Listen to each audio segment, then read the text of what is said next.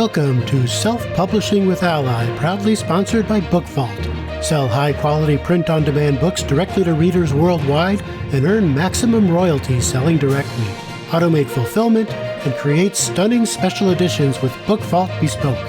Visit bookvault.app today for an instant quote.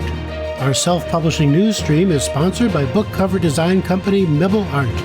They offer unlimited revisions, take no deposit to start work, and you pay only when you love the final result. Get a book cover that will become your #1 marketing tool. And now, here's your host for Self-Publishing with Ally, Dan Holloway. Hello and welcome to another week's self-publishing news, and there is one big story this week which I very much hope to get right. I'm a little bit nervous because I don't want to get the details wrong, and that surrounds the rulings in the case against Anthropic over its training of AI on copyrighted material. This is a case that you will have read about before and heard about before. I've covered the first ruling in the case, and the most recent ruling essentially states that the 3 authors who brought the case can serve as a class action, specifically a class action when it comes to allegations of piracy and potential benefit to authors, potential damages relating to that piracy. So this is obviously potentially huge news, because what it is essentially saying is that those 3 authors can, as the judge put it, stand in for any eligible authors when it comes to findings in relation to piracy. And a case of that kind has been brought by those 3 authors subsequent to the original case. Obviously, we don't have a ruling yet on issues of piracy in this case. The first ruling was about fair use, and in particular on whether the use that Anthropic put their training sets to could be considered transformative. And to that extent, the judge found that indeed it was transformative, and so fair use hadn't been, or fair use was applicable in this case. Though the judge also pointed out that the way that the books had been obtained, if a case were to be brought around that, might well be treated favourably, because the books obviously had been, many of them, taken from shadow libraries like Library Genesis. And in the ruling that we now have, it's not just Library Genesis, it's also what is known as Pirate Library Mirror. So I think they're calling this PILIMI, however you pronounce that, PILIMI or PILIMI or whatever it is. Basically what the judge has said is that there is a single class of eligible authors in this case, and they are authors whose works have been pirated by, or in relation to, Library Genesis and Pirate Library Mirror. And so if damages are awarded to that class of authors, then everyone in that class of authors will be eligible to those damages. So that's obviously potentially massive. If you remember when I first reported on what potential damages could be, we saw that they could run into the billions. It's huge amounts we are talking about. But there are some really, really important caveats here when it comes to this ruling. So number 1, it doesn't include books that were downloaded from other shadow libraries. So in order to be part of the class involved in this class action, you would need to show that your works were downloaded specifically from one of those 2 shadow libraries, Library Genesis and Pirate Library Mirror. Second, if your books were downloaded from both places, you would only be able to claim damages once. So everyone is either in or out of this class. They are not in it twice if their books are in both libraries. So there aren't double damages, as it were. And the really, really, really important point that is going to affect a lot of indie authors is down to how the judge defines which authors are eligible. And the judge in the case refers, I'm going to read the wording, this case is limited to actual or beneficial owners.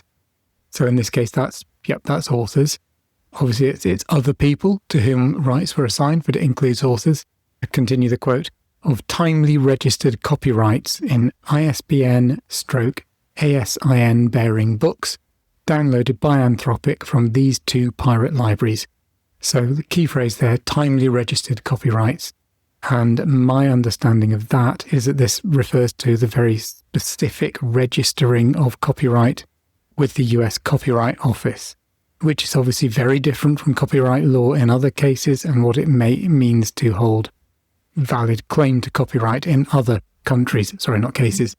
So in the UK, you don't register copyright. You automatically hold all copyright rights the moment your work is published.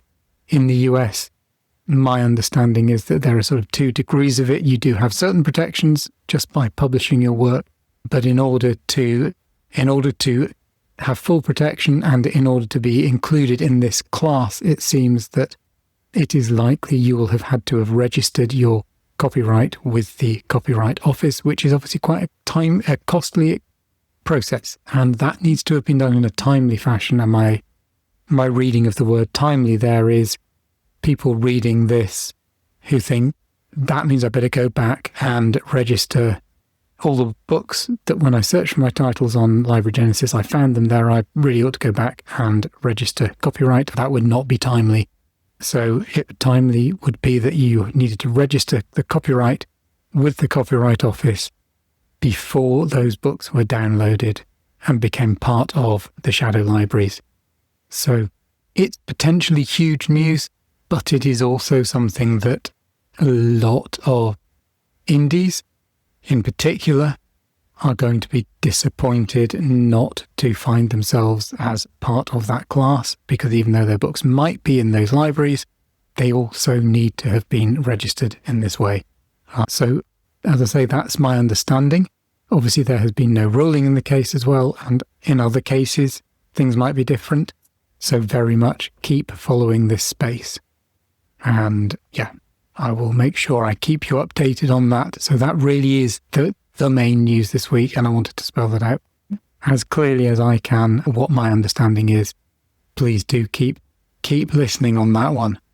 There's also been some more AI news in the US. So there was an AI Senate hearing a week or so ago, and it was called Too Big to Prosecute, examining the AI industry's mass ingestion of copyrighted works for AI training. Gosh, they love their titles, don't they? Maybe they need to get ChatGPT to suggest a snappier title. Anyway, it was really interesting because this is a Senate hearing called by a Republican Senator, Josh Hawley, but it's very much not an obviously pro-tech agenda, and the representatives of the tech industry and tech interests seem to have got quite a grilling from Hawley, among others. And in particular, they were being grilled over whether it is truly in US national interests to penalise US-based creators. So pointing out essentially what has tended to be a more European-based argument in the past, which is that the creative economy is an important part of the economy too, and is important to creators are an important part of the US economy. So this is it's something that we're used to in the UK. For the last 30 years or so, we've been talking about our creative industries as being the sort of economic powerhouse. Often, it seems even overshadowing the tech industry. Very much also the case in Europe. It's been less the case in the US. So it's really, really interesting to see that positioning in a platform like a Senate hearing. So maybe not everything is moving in the tech industry's direction. So that's definitely one to keep an eye on. Seemingly minor news in comparison to that is there is a new Kindle Colorsoft. The Kindle Colorsoft, of course, came out last July it's basically at the same time as Prime Day. It was the big hit of Prime Day, and it's basically really great news for anyone who wants to read graphic novels, and therefore people who want to write graphic novels and have them read on Kindle. It gives a much better experience to those who are reading them that way. So this was, originally a massive hit. A new Kindle Colorsoft had a slightly downgraded memory of 16 gigabytes, has come out at a lowered price point of $250.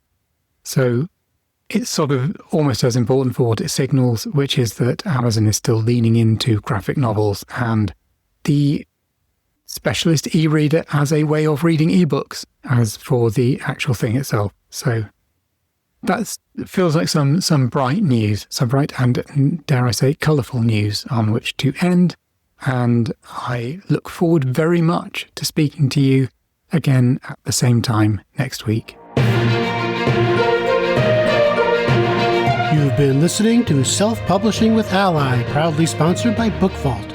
Sell high-quality print-on-demand books directly to readers worldwide and earn maximum royalties selling directly. Automate fulfillment and create stunning special editions with BookVault Bespoke. Visit bookvault.app today for an instant quote. Our self-publishing news stream is sponsored by book cover company Mibble Art. They offer unlimited revisions, take no deposit to start work, and you pay only when you love the final result.